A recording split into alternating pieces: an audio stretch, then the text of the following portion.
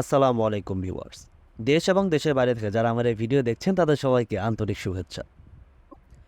এবার আরও একটি ভ্রমণ অভিজ্ঞতা নিয়ে আমি আপনাদের সামনে হাজির হয়েছি।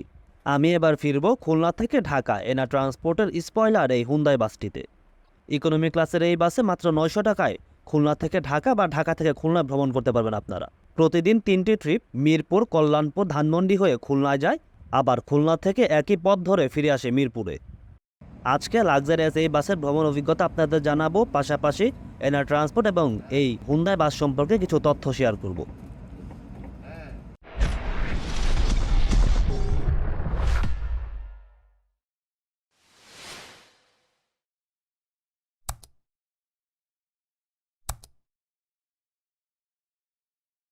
আমি ভ্রমণ করি 30 জুন বিকেলে। এটি খুলনা রয়্যাল মোড়। এইখান থেকে আমি টিকিট কাটি ঢাকায় ফেরার জন্য। বিকেল 4:20 এনার ট্রান্সপোর্টের হুন্দাই বাস এই কাউন্টার থেকে ছেড়ে যায়। খুলনা থেকে এনার ট্রান্সপোর্টের হুন্দাই ছাড়াও মার্সিডিজ বেঞ্জ, 1J এসি এবং নন এসি বাস চলাচল করে। এটা হচ্ছে খুলনা রয়্যাল মোড় কাউন্টার। বেশ বড় কাউন্টার, ভেতরে প্রায় 25 থেকে 30 জন যাত্রী অনায়াসে বসতে পারবেন। আপনারা এই কাউন্টার থেকে টিকিট কাটার পাশাপাশি onlinesahas.com থেকেও টিকিট কাটতে পারবেন। এই কাউন্টারের ভেতর নামাজের জায়গা আছে, পাশাপাশি ওয়াশরুম আছে। আমি বাসের শিডিউলগুলো আপনাদের দেখিয়ে দিই এবার। এখানে সকাল থেকে একদম রাত পর্যন্ত এসি এবং নন এসি বাসের শিডিউলগুলো আপনারা দেখতে পাচ্ছেন। সকালে এবং বিকালে হুন্দাই বাস চলাচল করে। এছাড়া অন্যান্য সময় এসির মধ্যে মার্সিডিজ বেঞ্জ আর 1J এসি আছে। এছাড়া সকাল থেকে রাত পর্যন্ত নন এসি বাস আপনারা পাবেন খুলনা থেকে ঢাকা। আবার ঢাকা থেকে খুলনাতে ভ্রমণ করতে চাইলেও মোটামুটি একই রকম শিডিউল। রয়্যাল মোড় থেকে আমার বাস ছাড়ার সময় ছিল 4:20। 4:10-এর দিকে আমাদের বাসটি চলে আসে রয়্যাল মোড়ে। হুন্দাইয়ের মতো বাসে মাত্র 900 টাকায় ঢাকা খুলনা রুটে ভ্রমণ করার ব্যাপারটাই আলাদা। বাংলাদেশের মধ্যে লাক্সারিয়াস সেগমেন্টের বাসগুলোর মধ্যে অন্যতম হুন্দাই। এগুলোই বাংলাদেশের একমাত্র বাস যেগুলো সরাসরি কোরিয়া থেকে বডি হয়, অর্থাৎ হুন্দাই কোম্পানি এই বাসের বডিগুলো তৈরি করে সরাসরি একদম সিবিইউ হিসেবে বাংলাদেশে পাঠায়। এছাড়া বাংলাদেশে অন্য যেসব লাক্সারিয়াস কোম্পানির বাস আছে কোনোটার বডি কিন্তু ওই কোম্পানি করে না। সেদিক থেকে এই বাসের বডি কিন্তু খুবই ভালো। আর এখন পর্যন্ত বাংলাদেশে যারা হুন্দাইয়ে ভ্রমণ করেছেন তারা এই বাসে ভ্রমণ করে খারাপ বলেছেন আমি এখন পর্যন্ত শুনিনি যে হুন্দাইয়ে ভ্রমণ করে ভালো লাগেনি বা সাসপেনশন খারাপ। সার্ভিস এক এক কোম্পানির এক এক রকম হয়ে থাকে, সেটি ভিন্ন বিষয়। আর এনা ট্রান্সপোর্টের বহরে যে লাক্সারিয়াস বাসগুলো আছে সবচেয়ে বেশি এই হুন্দাই। সিলেট, খুলনা এবং ঢাকা, চট্টগ্রাম, কক্সবাজার রুটে তারা এই বাসগুলো চালিয়ে থাকে। আর নিয়মিত মেনটেন্যান্স করার কারণে এই বাসগুলো এখনো পর্যন্ত বেশ ভালো সার্ভিস দিয়ে যাচ্ছে যাত্রীদের। আমি যদি বাসের ভেতরটা আপনাদের ঘুরিয়ে নিয়ে আসি, এটা হচ্ছে ইকোনমি ক্লাসের ভেতরের অবস্থা। সচরাচর হুন্দায় যারা বিজনেস ক্লাস দেখে অভ্যস্ত, ইকোনমি ক্লাস খুব কমই আছে, তার মধ্যে এনার কাছে 2টি আছে। অর্থাৎ এনা এই বাসগুলোকে ইকোনমি ক্লাস বানিয়েছে একটু কম খরচে যাত্রীদের উন্নত সেবা দেওয়ার জন্য। এই হচ্ছে সিট। আমি বলবো মোটামুটি ভালোই সিট দিয়েছে এনা। সিট মোটামুটি নরম, নেক পিলো আছে, এটাও বেশ নরম। এই বাসে 40 সিট আছে। লেগ স্পেসের পরিমাণ সেই হিসেবে খুব একটা খারাপ না, ভালো পরিমাণে লেগ স্পেস আপনারা পাবেন। আমি বসে দেখাচ্ছি আপনাদের। সামনের সিট যদি পেছনে ফোল্ডিং করে দেয় তাতেও খুব একটা সমস্যা হবে না পা রাখতে। আর ফাঁকা অবস্থায় লেগ স্পেসের অবস্থা দেখতে পাচ্ছেন। প্রতি সিটের উপর এসি নব আছে, সেখানে রিডিং লাইট আছে। এসি নবগুলো আপনারা আপনাদের মতো করে নিয়ন্ত্রণ করতে পারবেন। সেখানে সাউন্ড বক্স আছে, গাইড আপনাদের উদ্দেশ্যে কোনো বার্তা দেয় সে বার্তা আপনারা সিটে বসে শুনতে পারবেন। আর সিট যদি পেছনে ফোল্ডিং করে দেন আপনারা, সেক্ষেত্রে এই হবে সিটের অবস্থা, অর্থাৎ মিডিয়াম লেভেলে সিট ভেঙে যাবে। আর এই বাসের সবচেয়ে বড় সুবিধা হচ্ছে ঠান্ডাও হবে আবার গরম করার ব্যবস্থাও আছে। অর্থাৎ এই বাসে হিটার আছে, শীতের দিনে হিটারও ব্যবহার করা যায় এই বাসে, গরমের দিনে ঠান্ডা। এই হট অ্যান্ড কুল সুবিধা বাংলাদেশ আর কোনো বাসেই নেই। যাই হোক, আর কথা না বাড়িয়ে এবার ভ্রমণে ফিরি। 4:20 খুলনা থেকে ছাড়ার কথা থাকলেও আমাদের বাসটি 4:30 খুলনা রয়্যাল মোড় ছাড়ছে। এই বাসটি মূলত রয়্যাল মোড় থেকে ছাড়ে না, এগুলো আসে ফুলতলার দিক থেকে। খুলনার দৌলতপুর ফুলবাড়ি গেট পার হয়ে গ্যারিসন বাস স্ট্যান্ড আছে, সেখানে এনা ট্রান্সপোর্টের ডিপো আছে। সেই ডিপো থেকে বাসগুলো ছেড়ে আসে, ওইখানে কাউন্টার আছে। যাওয়ার সময় যারা এই বাসগুলোতে ঢাকা থেকে আসবেন খুলনাতে, তারা কিন্তু দৌলতপুর, ফুলবাড়ি, কুয়েট, এই গ্যারিসন পর্যন্ত যেতে পারবেন আপনারা। এনা ট্রান্সপোর্টের হুন্দাই বাসগুলো মূলত মিরপুর রুটে চলাচল করে, আর মার্সিডিজের বাসগুলো উত্তরা রুটে। এর মধ্যে আমরা চলে আসি খুলনার সোনাডাঙ্গা বাস টার্মিনালে। এই সোনাডাঙ্গা বাস টার্মিনালের কাউন্টার হচ্ছে এনার হেড অফিস খুলনাতে। এই কাউন্টারটি বেশ বড়, পুরোটাই শীততাপ নিয়ন্ত্রিত। এখানে নাম্বার দেখতে পাচ্ছেন, এই নাম্বারে কল করলে আপনারা টিকিট কাটতে পারবেন। সোনাডাঙ্গা থেকে বেরিয়ে 0 পয়েন্টে আমাদের কোনো যাত্রী ছিল না, যার কারণে সেখানে আমাদের বাস আর দাঁড়ায়নি। এখন ছুটছে রূপসা সেতুর পথ ধরে।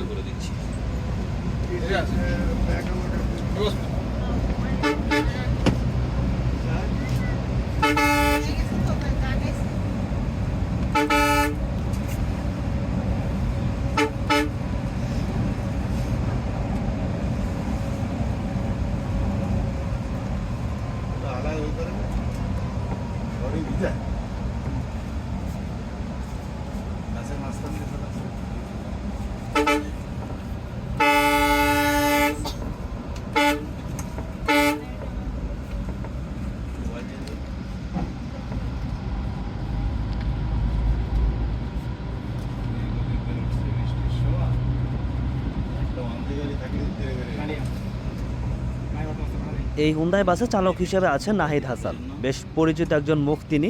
আগে শ্যামলীর হুন্দাই চালিয়েছেন বেশ দাপটের সাথে। তারপরে খুলনা হওয়ায় এনা যখন খুলনাতে রুট চালু করলো এই হুন্দাই দিয়ে, তখন তিনি এনাতে যোগ দিয়েছেন। এখন পর্যন্ত এখানেই আছেন।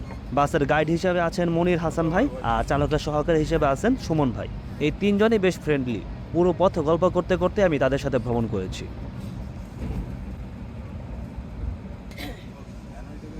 আমরা চলে আসি খুলনার খানজাহান আলী সেতুতে। আমাদের বাস এখন সেতু পাড়ি দিচ্ছে। না এই যে যে আপনার সাইডের ইটা বানাইছে কোনো লাভ করছে না ভাই। এটা বানাইছে তো আমাদের ভদ্রলোকদের বামে আছে, থ্রি হুইলার বামে। বামে কিন্তু কেউ তো মানে না। না সেটা না, ওই তো এখন আমার মনে হয় কি এই ব্রিজ কিন্তু বললেন করা, হ্যাঁ ব্রিজ কিন্তু বললেন করা জানি না করলে নয় কেমন হয় লেন্স আছে পুরোপুরি ফুললেন হয়। পুরোপুরি বললেন এই খালি এই দুই সাইড উঠাই দিয়ে মাঝখানে দিয়ে দিবে। এই লেন আরো চাপান লাগবে তাহলে বললেন মাঝখানে দিয়ে দেবে, দুই লেন উঠাই দেবে। ওভারটেক হবে হবে। এখন আমার মনে হয় ওটাই দেওয়াটাই কিন্তু বেটার। থ্রি হুইলার বন্ধ করে দেবে। থ্রি হুইলার বন্ধ না, আপনার টিকটক বন্ধ। এর মধ্যে আমরা খুলনার খানজাহান আলী সেতু পার করে খুলনা শহর পার করে এখন ছুটছি মহাসড়ক ধরে। আমরা এখন বাগেরহাট জেলায় আছি। সামনে টুঙ্গিপাড়া এক্সপ্রেসের একটি বাস আছে, 90 লক থাকলেও ওই বাসটিকেও আমরা এর মধ্যে উঠে দিয়ে ফেলতে পারি। হ্যাঁ যদি ধরি, সাইডে আদায় করে নেওয়া লাগে হ্যাঁ যদি ধরি কিরম লাগে। সাইড দেয়। আমি তো আগেই এই কথাটা কইলাম সাইড দেবে, সাইড দিলে ওর যাত্রীরা মারবে না, বুঝো না এটা। কামের ভিতর নিয়ে গেলে পারবে না। দিন বড় বড় কামের ভিতর।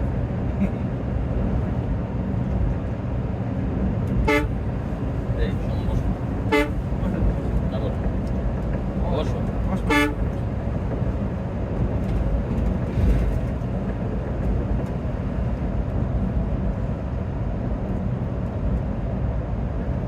এই রোডে সবচেয়ে ই চালায় কি টুঙ্গিপাড়ায় না? দুবাই মা তিনটা কেউ কারো সে কম না। সবচাইতে তিনজনই ইমাত নাম্বার তিনজনই না ভাই, টুঙ্গিপাড়া গেছে ওটা কন্ট্রোল আছে, ঠান্ডা হয়েছে। টুঙ্গিপাড়া কন্ট্রোল আছে। দোলাই ইমাদ হলো একেবারে ইমাদার দোলা এখন ইমাদার দোলা কেউ কাউরে ছাড়ে না। একে আছে দুজনই। এই রোডে অ্যাক্সিডেন্ট করে কোন গাড়ি বেশি সেই গাড়ি বেশি আছে। ওয়েলকামও কম যায় না মোটামুটি। 3 নম্বরে আছে ওয়েলকাম। এটা দুইজন একই ধারে, একজন ফার্স্ট আর একজন প্রথম। কিছুদিন ইমাদার দোলা কিছুদিন সেবা গ্রিন লাইন দাপাইছে, তো সেবা নাই, গাড়ি না সেবা এবার শুনে গেছে। সেবা গাড়ি এই মাসে ব্রিজ আছে, সেই মাসে 28 টঙ্গিপাড়া টাকা আছে 4 নম্বরে। টুঙ্গিপাড়া 28 টাকা দিয়ে অ্যাক্সেপ্ট করছে এক মাসে। টঙ্গিপাড়া মাসে? আছে 4 নম্বরে। এই লেগেই থেমে ব্রিজ গেছে। আছে, পদ্মা ব্রিজ আছে। এই জন্যই থেমে গেছে টুঙ্গিপাড়া এখন। তো গেছে ভাই। এতক্ষণ যদি আমাদের গল্প শুনে থাকেন, অর্থাৎ এই বাসে পথ চলার সাথে সাথে, তাহলে একটি বিষয় হয়তো বুঝতে পেরেছেন। আমরা তখন কথা বলছিলাম এই রুটের কে কত বেশি অর্থাৎ স্পিডে গাড়ি চালায়। কারণ এনা ট্রান্সপোর্টের সবগুলো বাসই কিন্তু 90 লক করে দেয়া, এসি বাসগুলো পুরোপুরি লক করে দেয়, এর বেশি উঠতে পারে না। আর নন এসি বাসগুলোতে তো জিপিএস ট্র্যাকার আছে, লক করা না থাকলেও ওই বাসগুলোতে যদি 90-এর বেশি উঠে সেক্ষেত্রে কিন্তু তাদেরকে ফোন দিয়ে সতর্ক করা হয়। ফলে চালকরা এখন খুব সাবধানে থাকেন। একটা সময় না ট্রান্সপোর্টের খুব বদনাম ছিল যে তারা প্রচুর রাফ গাড়ি চালায়, তাদের চালকরা প্রচুর দুর্ঘটনা ঘটায়। সেদিক থেকে কিন্তু এনা ট্রান্সপোর্ট প্রায় বছর 2 হলো যে একটি উদ্যোগ নিয়েছে। তাদের বাসগুলো এখন আর স্পিডে চালানোর যে বিষয়টি সেটিকে উৎসাহিত করে না। তারা যতটা সম্ভব তাদের পক্ষে এটি নিয়ন্ত্রণে রাখার চেষ্টা করে। যদি কোনো বড় অনিয়ম পায় সেক্ষেত্রে কিন্তু চালক স্টাফদের তারা শাস্তির আওতায় আনে। সেদিক থেকে অন্যান্য পরিবহন কোম্পানির বাস যেখানে 3 থেকে 3.5 ঘন্টা ঢাকা থেকে খুলনা পর্যন্ত আসা যাওয়া করতে পারে, এনা ট্রান্সপোর্টের বাসগুলোর কিন্তু সেখানে 4 থেকে 7.5 4 ঘন্টা লাগে। আর আপনি যদি মিরপুর বা উত্তরা হিসেব করেন সেক্ষেত্রে 6 ঘন্টা মোটামুটি লেগে যাবে আপনার, মিনিমাম 5.5 ঘন্টা। ফলে যারা একটু ধীরস্থিরভাবে যেতে পছন্দ করেন, স্বাচ্ছন্দ্যে যেতে পছন্দ করেন, নিরাপদ বিষয়টি চান, যে রাফ বা পারাপার এই বিষয়গুলো চান না, তাদের জন্য বর্তমানে এই রুটে, শুধু এই রুট না, সিলেট বা কক্সবাজার যেদিকে না বাসগুলো চলাচল করে, এটি বেস্ট অপশন হতে পারে। আর দুর্ঘটনার বিষয় উঠলে কিন্তু সব সময় যে চালকের অতিরিক্ত গতির কারণে দুর্ঘটনা হয় বিষয়টি তেমন না। রাস্তার প্রচুর ফল্ট আছে আমাদের দেশে, যে ফল্টগুলোর কারণে সবচেয়ে বেশি দুর্ঘটনা হয়। এখন পর্যন্ত যে দুর্ঘটনার কেসগুলো নিয়ে স্টাডি করা হয়েছে, গবেষণা করা হয়েছে, অধিকাংশতেই কিন্তু রাস্তার ফল্টগুলো উঠে এসেছে অথবা গাড়ির কোনো ত্রুটি। কিন্তু অতিরিক্ত গতির কারণে দুর্ঘটনা হয়েছে এমন ঘটনা খুব কমই বের হয়ে এসেছে। আমরা এখন গোপালগঞ্জ জেলা দিয়ে চলছি। এদিক দিয়ে চলতে চলতে আপনারা খেয়াল করবেন রাস্তায় কত ফল, যেখানে মুহূর্তে দুর্ঘটনা ঘটে যেতে পারে, যেখানে চালকের বা কারোর কোনো কিছু করার থাকে না। এজন্য আমরা পথচারীরা দায়ী আছি, যারা সড়ক মহাসড়ক নির্মাণ করে তারা আরও বেশি দায়ী।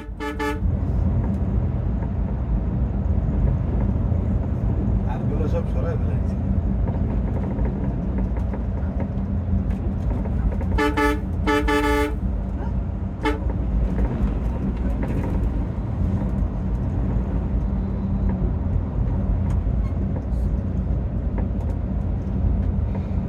এই জায়গাটা নিয়ে একটা রিপোর্ট বানানো হচ্ছে। আমাদের সামনে যে বাসটিকে দেখতে পাচ্ছেন এটি সেবা গ্রিন লাইনের বাস, এসি বাস, যেটি কোস্টাল হিসেবে চলাচল করে। কিন্তু এই বাসটি নাকি পিরোজপুর থেকে, যতটা শুনলাম, পিরোজপুর থেকে যাত্রী নিয়ে ঢাকা যায়, ঢাকা থেকে যাত্রী নিয়ে পিরোজপুর আসে। টাটার এই বাসগুলো কিন্তু বেশ ভালোই হয়। এরকম কোস্টার টাইপের বাসগুলোতে ভ্রমণ করেও খুব মজা, কম সংখ্যক যাত্রী থাকে, গাড়িগুলো চলেও বেশ দ্রুত। এই যে টয়োটা টাটা 909 গাড়ি, এই হচ্ছে অসুবিধা 909 টাটা। এটা ওই সিট ওই সাতাইশ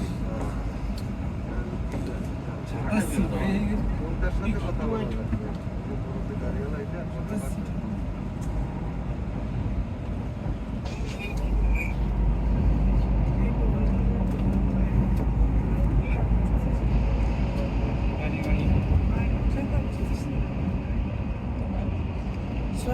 এটা কোথায় এটা Gopalganj police line. Police line Goalganj police line না মিষ্টি হচ্ছে না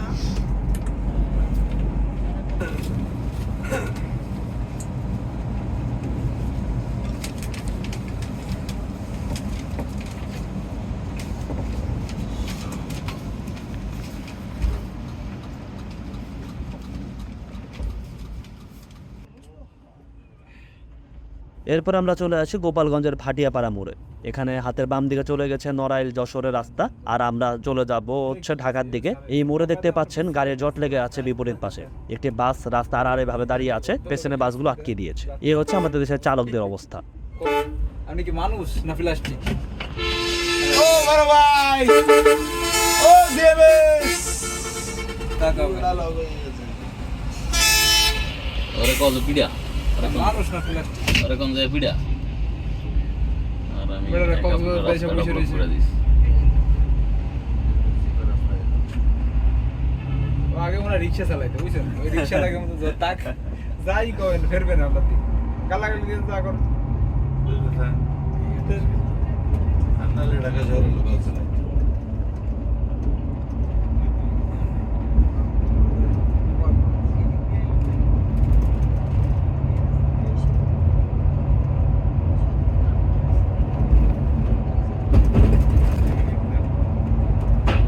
আজকে আকাশটা কত সুন্দর দেখা যায়, চিন্তা করছেন?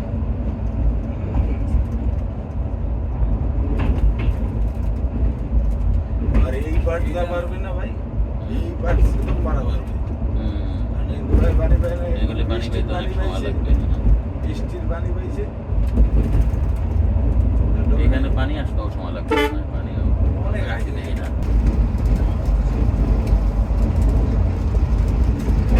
পায়জামা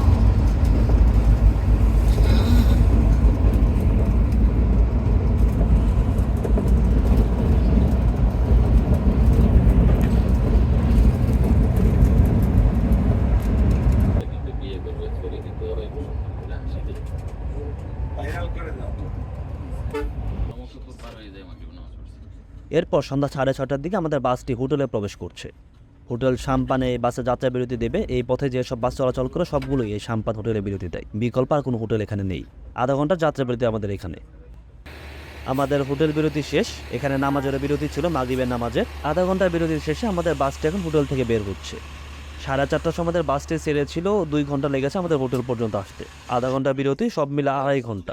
এখান থেকে ঢাকা যেতে আমাদের আরও প্রায় ঘন্টা দেড়েকের মতো সময় লাগবে, ধরতেই পারি। আর যদি জ্যাম থাকে তাহলে তো কথাই নেই।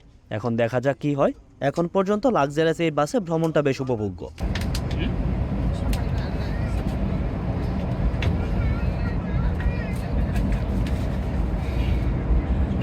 ওস্তাদ গাড়ি চালায় মজা কোনটা?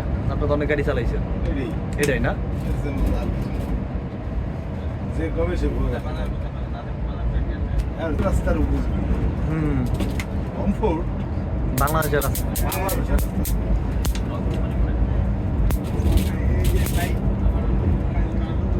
আর বাংলাদেশের গল্পগুলো আসছে বাংলাদেশে যেগুলো এগুলো তো আসলে ইন্ডিয়ান প্ল্যান্টের, কোরিয়ান বাট এটা তো রেপ্লিকা।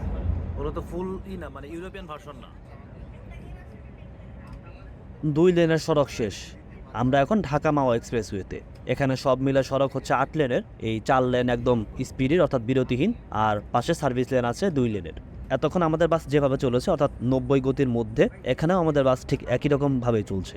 এখানে গতি বাড়ানোর কোনো সুযোগ নেই, কারণ বাস অটোমেটিক্যালি লক করা। এবার এই স্মুথ রাস্তায় লাক্সারিয়াস এই বাসের পথ চলা আপনারা উপভোগ করতে থাকুন।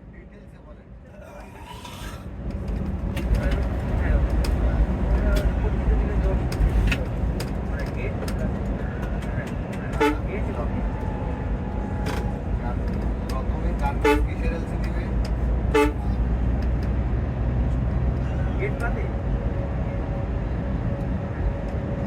আপনি স্পেসিফিক কথা বলবেন, নাহলে আপনি আমার বিধানে করে দেবেন। না, হবে না। না।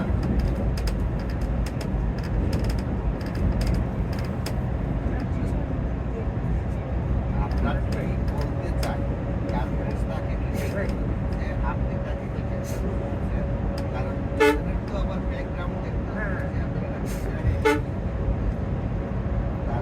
গার্মেন্টসের ইন্টারভিউ করে সে কি কি করছে, তাই গার্মেন্টস যদি টোটাল ম্যাটেরিয়ালের থেকে একটা আছে পার্টিকে, হ্যাঁ এই পার্টি কি করলো টোটাল ম্যাটেরিয়ালের মধ্যে এই পার্টি বলিবে আপনাকে একটা আছে দিয়ে দিলে আপনি কার্টন দেন, হ্যাঁ আপনি একটা কার্টন দেবেন, আপনি দিলেন কার্টন, হ্যাঁ তাহলে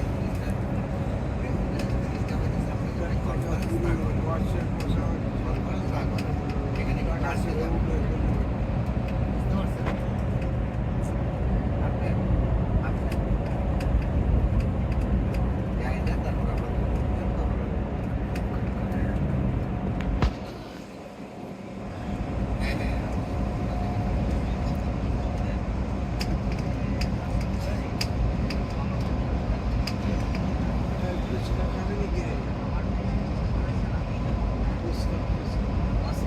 মেন্টালি স্যাটিসফ্যাকশন। আমাদের কোনো সমস্যা এরপর আমরা চলে আসি পদ্মা সেতুতে। পদ্মা সেতুতে টোল দিয়ে আমাদের বাস এখন পদ্মা সেতুর উপর দিয়ে চলছে। পদ্মা সেতুর উপর ওঠার পর গুড়ি গুড়ি বৃষ্টির পরিমাণটা একটু বেড়ে যায়। খুলনা থেকে যখন আমরা আসি তখন থেকে বৃষ্টি পড়ছিল গুড়ি গুড়ি, অর্থাৎ সেটার পরিমাণ খুবই কম, অর্থাৎ খুবই হালকা, কিন্তু পদ্মা সেতুতে ওঠার পর তার পরিমাণ একটু বেড়ে যায়। সেটি আপনারা আমাদের সামনের গ্লাসে দেখতে পাচ্ছেন। পদ্মা সেতু পার করে আমাদের বাসটি ছুটছে আগের মতোই। এখন পর্যন্ত ভ্রমণ অভিজ্ঞতা বললে আমি বলবো খুবই ভালো, অর্থাৎ খুব উপভোগ্য। আগেই বলেছিলাম হুন্ডা যারা ভ্রমণ করেছেন তারা কেউ খারাপ বলেননি। বাংলাদেশের লাক্সারিয়াস বাসগুলোর মধ্যে সবচেয়ে আরামদায়ক ভ্রমণ যে বাসগুলোর মধ্যে হয় তার মধ্যে অন্যতম এই হুন্ডাই। যদিও বেশ কয়েক বছর হয়ে গেছে বাংলাদেশে নতুন কোনো এই হুন্ডায় বাস আসছে না। শুধু হুন্ডাই না, লাক্সারিয়াস বাস আসাই একদম কমে গেছে বাংলাদেশে, কারণ বাজারের অবস্থা থেকে শুরু করে সব কিছুই এখন অনেকটাই খারাপের দিকে। যাত্রী যারা আছেন তারা অনেকটা কম ভাড়ার মধ্যে ভ্রমণ করার চেষ্টা করেন, আবার মালিক যারা আছেন তারা কম প্রাইসে ভারতে চেসিস ইজিলি পেয়ে যাচ্ছেন কিস্তিতে। ফলে সব মিলে ওই চেসিসগুলো অর্থাৎ কম দামে চেসিসগুলোর প্রতি মালিকরা আগ্রহ হচ্ছেন, যাত্রীরা কম ভাড়ায় বিভিন্ন জায়গায় যেতে পারছে, যার কারণে লাক্সারিয়াস সেগমেন্টের যে বাসগুলো এগুলো এখন অনেকটা মুখ থুবড়ে পড়েছে। মালিকরা এখন আর খুব একটা আগ্রহ দেখাচ্ছেন না, বা তাদের ইচ্ছা আগ্রহ থাকলেও তারা সাহস করে কুলাতে পারছেন না যে বাসগুলো এনে আদৌ ব্যবসা করতে পারবেন কিনা বা কতটুকু টিকতে পারবেন। এই যেমন এই হুন্ডাই যেটিতে আমি ভ্রমণ করছি ঢাকা খুলনা রুটে চলছে, এটির কথাই যদি বলি, বিজনেস ক্লাসের বাস 1200 টাকা ভাড়া, সেই হিসাবে যাত্রী কম। যাত্রীরা একটু কম ভাড়ার মধ্যে ভালো মানের বাস খুঁজেন, ফলে সেদিক থেকে কোম্পানিকে ইকোনমি ক্লাসের বাসে রূপান্তর করতে হয়েছে যাতে একটু কম ভাড়া যাত্রীদেরকে ভ্রমণ করানো যায় এই বাসগুলোতে। খুলনার হুন্ডাই বাসগুলো মিরপুর থেকে ছাড়া আবার মিরপুরে এসে যাত্রা শেষ করে, এই বাসটি মিরপুরে গিয়ে যাত্রা শেষ করবে, ধানমন্ডি মিরপুর দিয়ে চলাচল করে। এদিকের যাত্রীদের জন্য যারা গোপালগঞ্জ খুলনাতে ভ্রমণ করবেন এটি বেশ একটি অপশন আমি বলবো। আপনারা ট্রাই করতে পারেন ইকোনমি ক্লাসের হুন্ডাই বাসগুলো। আর বিজনেসে গেলে তো সোহাগ বা গ্রিন লাইনে ডাবল ডেকার আছে। যাই হোক, ভ্রমণের একদম শেষ পর্যায়ে আমি এখন ঢাকার ধানমন্ডির 32 নম্বরে আছি, অর্থাৎ মেট্রোর সামনে। সামনে অনেক জ্যাম, আর যাত্রাবাড়ির অংশে যে জ্যামের সংখ্যার কথা আগে জানিয়েছিলাম সেটি আমরা খুব একটা পাইনি, ফলে এই পর্যন্ত আসতে আমাদের খুব একটা বেগ পেতে হয়নি। এখন এখানে হয়তো একটু বেগ পেতে হবে, এই অংশটাতে ভালোই জ্যাম দেখতে পাচ্ছি। যাই হোক, আসাদ গেট, কলেজ গেট, শ্যামলীতে যাত্রী নামিয়ে আমরা এখন টেকনিক্যালের খুবই কাছে দারুস সালামে আছি। আমি সামনে টেকনিক্যালে নেমে যাব, গাড়ি চলে যাবে মিরপুর 10 নম্বর হয়ে একদম 11 নম্বরে। এর মধ্যে আমি বাসের সবার কাছ থেকে বিদায় নিয়ে নেই। আমি টেকনিক্যালে যখন নামি তখন ঘড়ি কাটা 9:30 বাজে। 4:30টার সময় আমাদের বাসটি ছেড়েছিল খুলনা থেকে, এ পর্যন্ত আসতে 9:30, মানে 5 ঘন্টা সময় লেগেছে আমাদের। এখান থেকে আমি ধরতে পারি মিরপুর 11 নম্বর পর্যন্ত, যে তার আধা ঘন্টা সময় লাগবে, 5.5 ঘন্টা, অর্থাৎ সব মিলে আপনি 6 ঘন্টা ধরতে পারেন আসা বা যাওয়া একদম মিরপুর থেকে। আর গুলিস্তান, সায়দাবাদ বা যাত্রাবাড়ি ধরলে পরে আপনি 3-3.5 ঘন্টা রাখতে পারেন, কারণ এটুকু পর্যন্ত আসতে আমাদের সময় লেগেছে এত। খুলনার অন্য যে বাসগুলো আছে তারা কিন্তু কেউ ঢাকার ভিতরে ঢুকে না, শুধুমাত্র এই এনা ছাড়া দিনের বেলা বা রাতের বেলা গ্রিন লাইন রাজারবাগ পর্যন্ত এসে শেষ করে, সোহাগ মালিবাগে এসে শেষ করে। এদিক থেকে এনা ব্যতিক্রম, একদম মিরপুর পর্যন্ত নিয়ে আসে। আবার ওর পাশে মার্সিডিজের বাসগুলো বা অন্য এসি বাস যেগুলো আছে ওগুলো আপনাকে একদম উত্তর আব্দুল্লাপুর পর্যন্ত নিয়ে যায়, সেটা দিনের বেলা হোক বা রাতের বেলা হোক, এই সুবিধা আপনি পাবেন। যাই হোক, এনার বাসটি আমাকে নামিয়ে চলে যাচ্ছে তার গন্তব্যে। পাশাপাশি আমি আমার ভ্রমণ অভিজ্ঞতা এখানে শেষ করছি।